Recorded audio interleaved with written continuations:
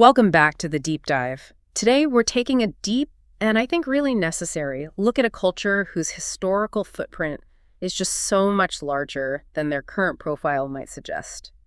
The Uyghurs. It really is. We've pulled together a lot of material, and it's all sort of anchored by this transcript from a historian who just fiercely pushes back on the simplified story we usually get. That standard narrative, right? The one that kind of boxes the Uyghurs into this tiny little window. Exactly. The Khaganate between 744 and 840 CE. And if you stop there, you miss centuries of incredible influence. Absolutely. So our mission today is to move past that. We want to explore their true role as cultural arbiters, as major economic innovators. And maybe the most surprising part of it all, as the intellectual and administrative mentors who really fundamentally shaped Central Asia, and specifically the Mongol Empire. This is a story of soft power, long before we ever had a term for it. And we can start right at the beginning with the name itself. The origin of Uyghur in its old form is Hui. Hu, what does that mean? It translates to falcon or flying falcon. They first pop up in the records as just one of the 9 Oghuz tribes, subservient to the Gok Turks. Right. But then they start building their own strength in the 7th and 8th centuries. So this is an ancient lineage we're talking about, not some fleeting moment. Okay, let's unpack this, because this is probably the most popular misconception out there about Turkic peoples. The settlement myth. The settlement myth. The story we always hear is that the Uyghurs were the first Turks to abandon nomadic life, to settle down, and that this shift is what, softened them. Yeah. It cost them their warrior identity. And eventually their empire. Yeah. So what's the reality? Our source material is incredibly firm here.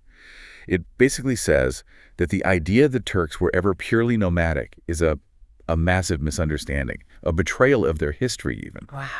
The reality is that Turkic peoples, and this goes way back to the Asian Huns, the Gok Turks, the Ak Huns, they all had a profound city-building culture. They were building cities with, fired clay materials. Wait, okay. If city building was already a thing, why does this specific Uyghur period get singled out as the moment of settlement? What was different?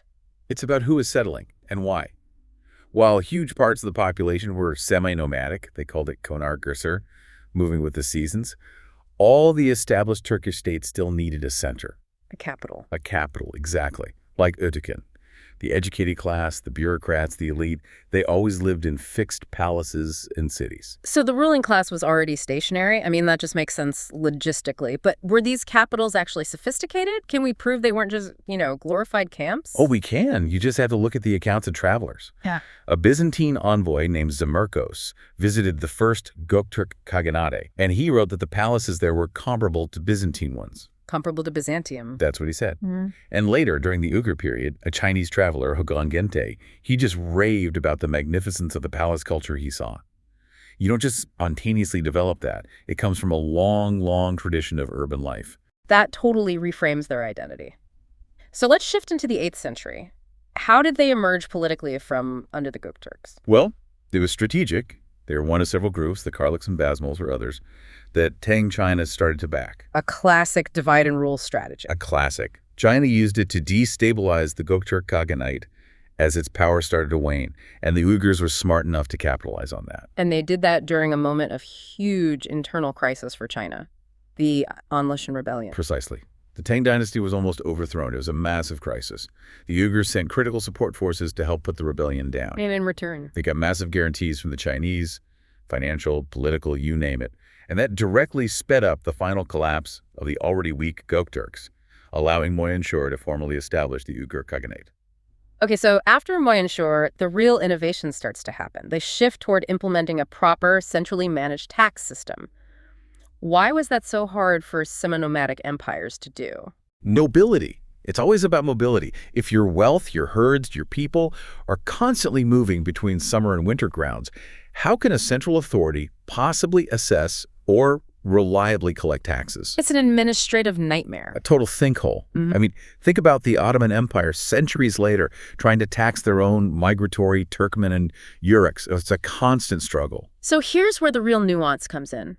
The Uyghurs weren't the first to settle. They were the first to implement a policy of mass settlement. To solve this exact administrative problem. Yes. The core insight from the source. It wasn't some cultural failure.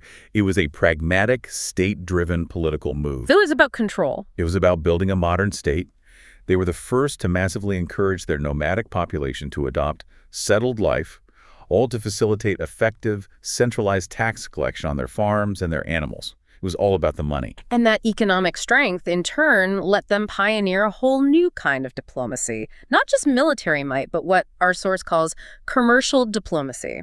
Absolutely. The old model for Turkic states, like the Huns and Gökturks, was pretty simple. You use marriage alliances and you extract tribute, usually silk, from China. Right. The Uyghurs just changed the game completely. How? What was the breakthrough? They stopped taking silk just as tribute. They went to the Chinese and proposed a partnership. They basically said, we won't just take your silk, we will sell it together as commercial partners. That's a huge shift from extortion to partnership. It's a massive mental shift. And it gave them sustained financial stability and a reputation as reliable economic players. Their whole state was built less on military campaigns for resources and more on an economy-based, you could almost say capitalist, and very sophisticated imperial model. This pivot from military might to economic power is what allows them to become the cultural engine of Central Asia.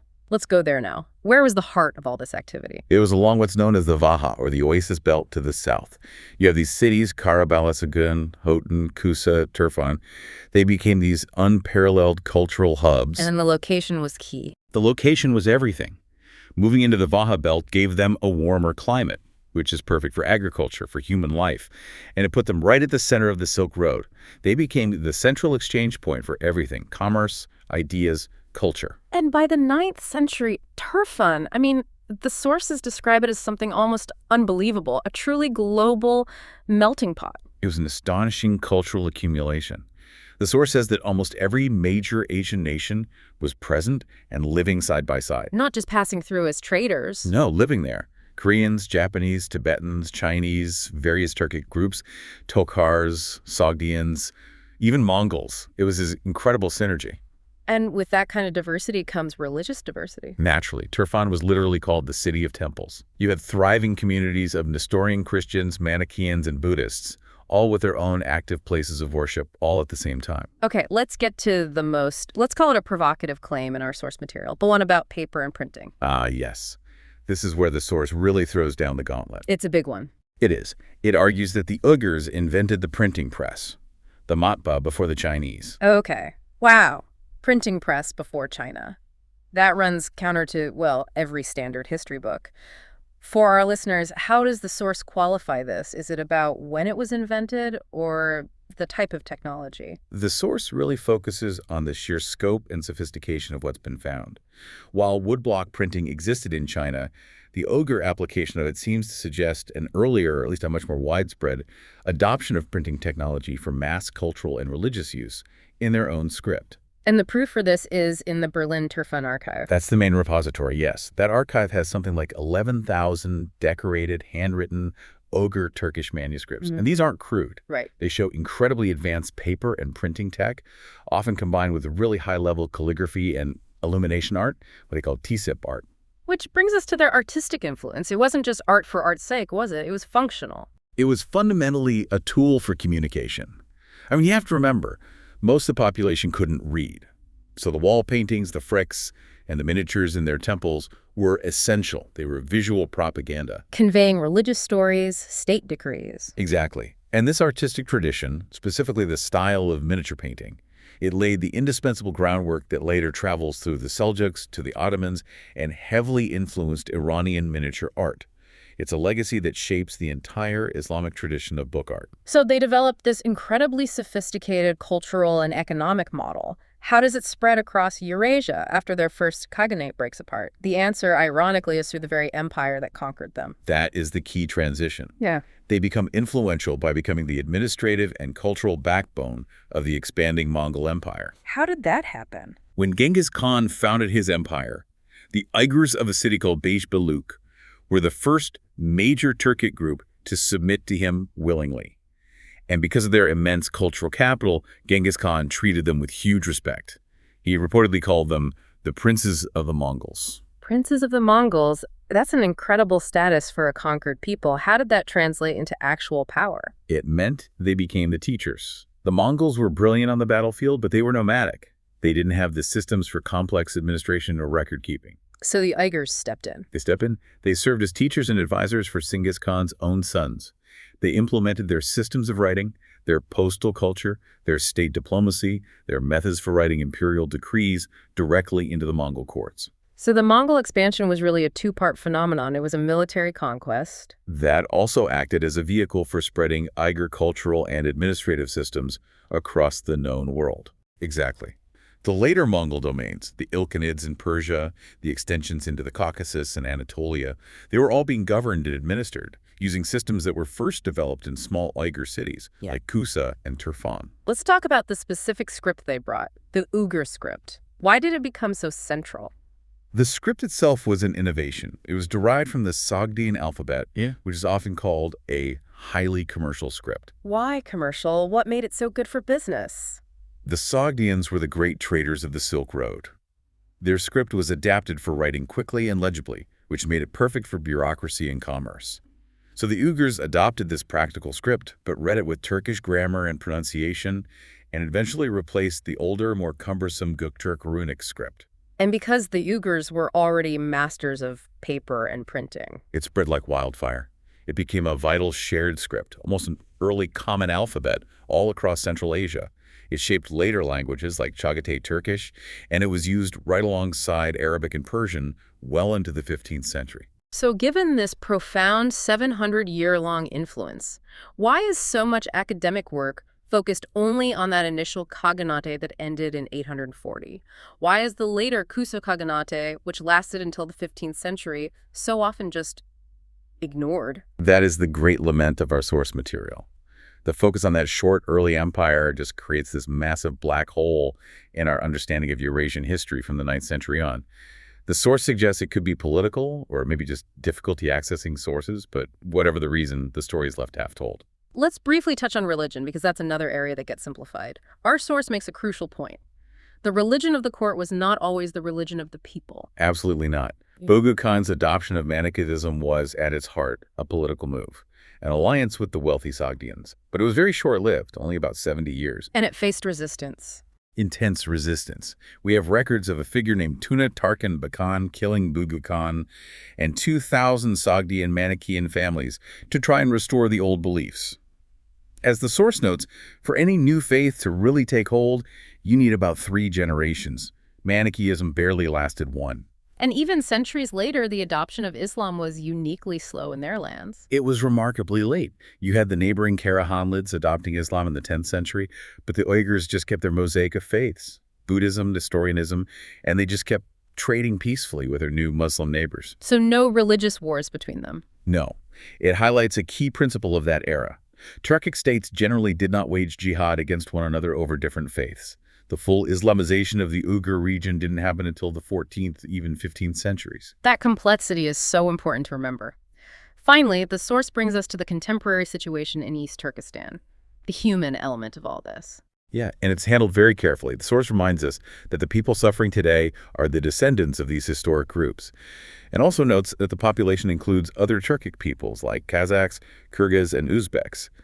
The historian expresses this profound human sadness over 21st century persecution based on ethnicity and religion. And makes it clear it's a humanitarian issue. Stating that it's just unacceptable, and it has to be part of the global conversation. A necessary and very solemn note to end on. So, bringing this all together, what's the big takeaway for our listeners about the Uyghur impact? The takeaway is this. The Uyghur legacy is not about a brief 60-year military empire. It's about a 700-year cultural and administrative revolution. They successfully transitioned the whole idea of a Turkish state from one based on military expansion, the Attila model, to a sophisticated, economy-driven, cultured model that then mentored the next great empire and spread high culture and diplomacy across the entire continent. That shift from military power to administrative and cultural influence is the whole story. The source notes that while we celebrate figures like Matuhan and Attila for conquest, the era of Moyenshur was a pivot to diplomacy, science, and the arts. So considering this massive, often uncredited impact the Uyghurs had through the Mongols, it leaves you with a really compelling question. What other unspoken cultures are shaping our world right now, geopolitically, technologically, that we won't fully recognize or credit for centuries to come? That is a truly provocative thought. Influence flows in many streams, and the quiet administrative current often outlasts the loudest military surge. Thank you for joining us on this deep dive into the truly global history of the Uyghur people. Until next time.